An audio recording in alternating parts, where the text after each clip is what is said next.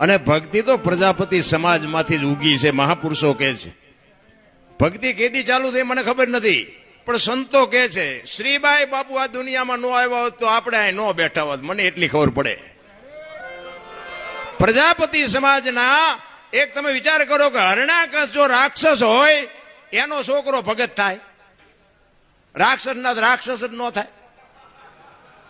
પ્રહલાદી નો ભગત થયો બોલો, અને આ પ્રતાપ બાપુ શ્રીબાઈ નો ભક્તિ દિલાવર દેશની લાયા શ્રીબાઈ કુંભાર. જપ આ પ્રહલાદ જેને પ્રગટ કરે ને જપે સારો સંસાર.